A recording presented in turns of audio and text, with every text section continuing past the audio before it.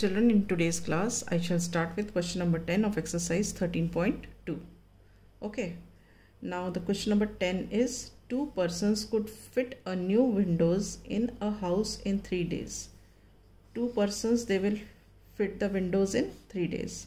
तो हमारे दो कॉलम्स क्या हो गए? Number of persons and number of days. तो हम लिखते हैं number of persons and number of days. ठीक है.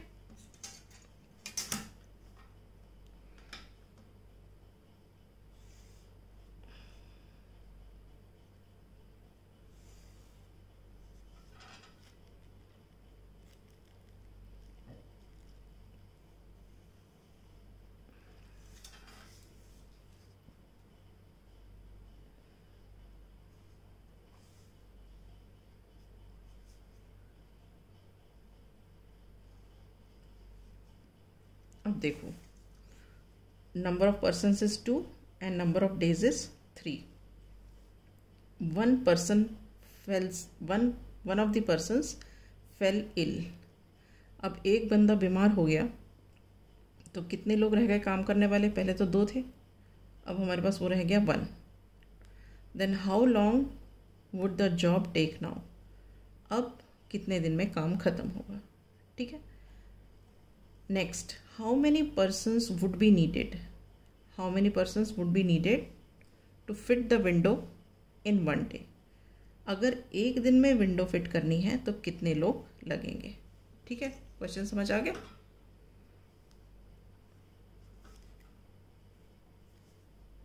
तो ये हमारा टेबल बन गया. अब हम ये देखते हैं कि डायरेक्ट का है कि इनवर्स का क्वेश्चन है. देखो, नंबर ऑफ पर्सन्स 2 हैं तो उन्हें 3 दिन लगे काम करने में. अगर 2 की जगह एक ही इंसान काम कर रहा है, एक ही वर्कर काम कर रहा है, तो डेफिनेटली उसको ज़्यादा दिन लगेंगे. ठीक है. और अगर हमें एक दिन में काम ख़त्म करना है तो हमें नंबर ऑफ पर्सन्स बढ़ाने पड़ेंगे.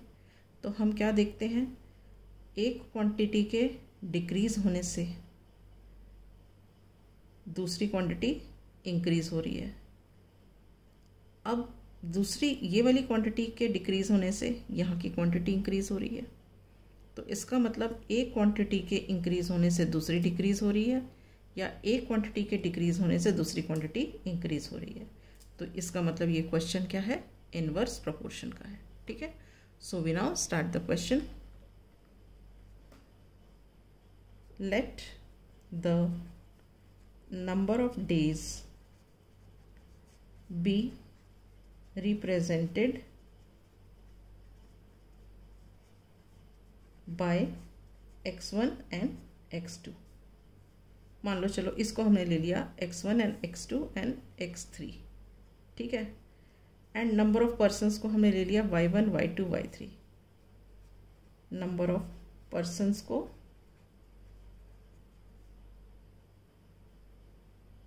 Bye y1, y2 and y3.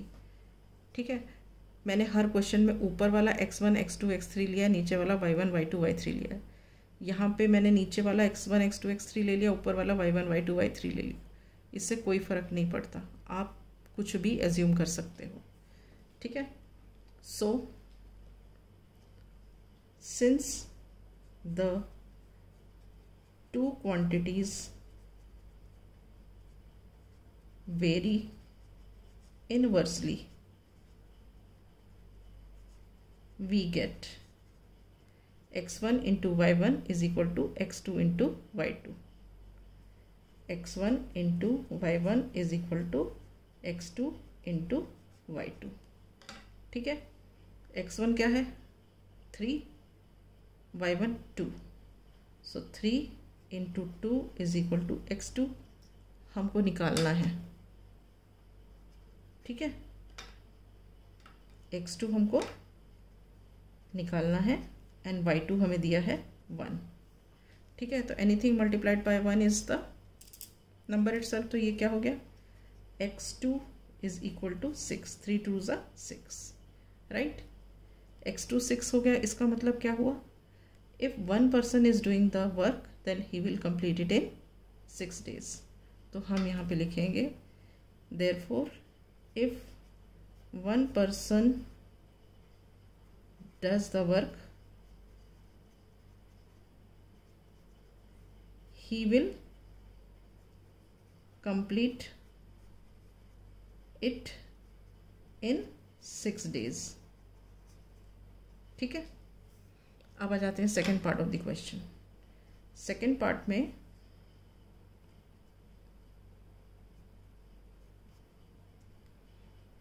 if number of days are 1 how many persons are needed।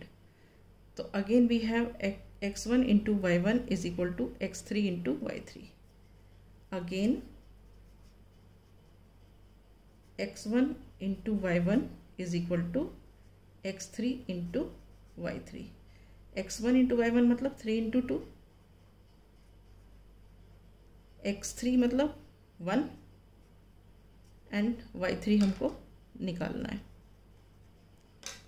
ठीक है, तो इसका मतलब क्या हुआ, y3 हो गया 6, y3 6 हो गया। इसका मतलब क्या हुआ, if in 1 day the work is to be done then it requires 6 person।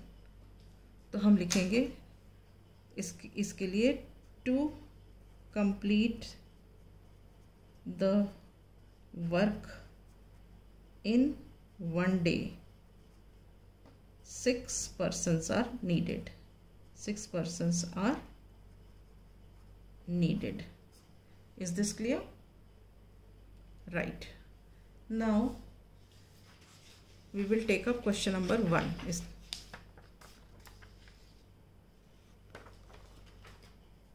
In question number 1 you have some statements are given। I purposely did not do it in the beginning because I thought कि while doing the word problems the concept will be very clear, then when we do this question you will be able to do it very nicely and easily you will be able to identify whether the statement is from direct proportion or inverse proportion। ठीक है, इसलिए हम इसको सबसे last में ले रहे हैं।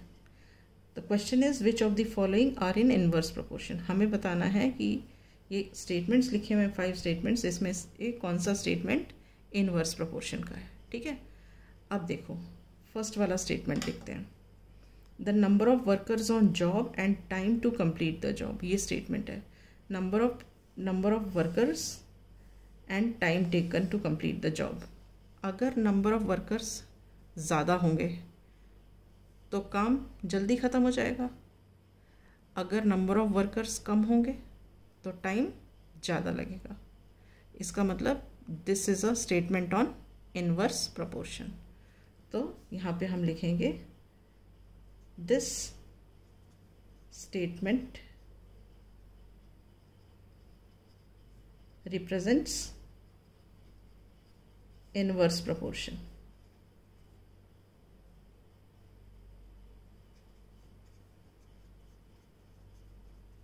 ठीक है, अब ये देखो second statement, time taken for a journey and distance travelled with a uniform speed. देखो एक वर्ड दिया है यूनिफॉर्म स्पीड, मतलब स्पीड को चेंज नहीं कर रहे हैं। ठीक है, थ्रू आउट सेम स्पीड है। तो अगर हमें कम डिस्टेंस ट्रैवल करना है तो कम टाइम लगेगा, अगर ज़्यादा डिस्टेंस ट्रैवल करना है तो ज़्यादा लगेगा। इसका मतलब क्या है, this statement does not represent inverse proportion. ये क्वेश्चन किसका है, डायरेक्ट प्रोपोर्शन का है। ठीक है, अगर हमें डिस्टेंस ज़्यादा ट्रैवल करना है तो हमें ज़्यादा टाइम लगेगा। ठीक है, तो हम लिखेंगे this statement does not represent inverse proportion. देखो मैं इसे डायरेक्ट प्रोपोर्शन भी लिख सकती थी, मगर क्वेश्चन क्या था, हमें बताना है कि कौन से इनवर्स प्रोपोर्शन में हैं और कौन से नहीं हैं। Which of the following are in inverse proportion, कौन से हैं, तो जो नहीं है उनको हमें बोलना पड़ेगा कि they are not in inverse proportion. ठीक है, अब देखो third part, the area of the cultivated land and the crop harvested. जितना बड़ा एरिया होगा लैंड का उतनी ही ज़्यादा क्रॉप हम हार्वेस्ट कर सकते हैं। ठीक है, तो ये किस तरीके का क्वेश्चन है? डायरेक्ट प्रोपोर्शन का है, तो ये इन्वर्स का नहीं हुआ, तो हम यहाँ लिखेंगे this statement does not represent inverse proportion. So this statement does not represent inverse proportion. ठीक है, अब फोर्थ वाला देखो, time taken for a fix journey and the speed of the vehicle. Time taken and speed of the vehicle. Journey fixed है, मान लो 10 kilometres चलना है, तो अगर हम स्पीड बढ़ाएंगे तो टाइम कम लगेगा, स्पीड कम करेंगे तो टाइम ज़्यादा लगेगा। तो इसका मतलब क्या है? ये जो स्टेटमेंट है ये इनवर्स प्रोपोर्शन का है। तो हम लिखेंगे यहाँ पे this statement represents inverse proportion. ठीक है, next, population of a country and the area of land पर पर्सन। अगर कंट्री की पॉपुलेशन ज़्यादा होगी तो हर बंदे को थोड़ा कम एरिया मिलेगा, पॉपुलेशन कम होगी तो लोगों को स्पेस ज़्यादा मिलेगा, पॉपुलेशन ज़्यादा होगी तो लोगों को स्पेस कम मिलेगा। तो इसका मतलब क्या है? ये जो स्टेटमेंट है दिस रिप्रेजेंट्स इनवर्स प्रोपोर्शन। ठीक है, तो हम यहाँ लिख देते हैं दिस स्टेटमेंट रिप्रेजेंट्स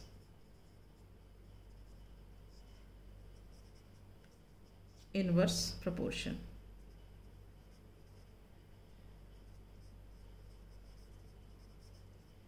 ठीक है, with this I wind up. In the next class we shall start with the next topic.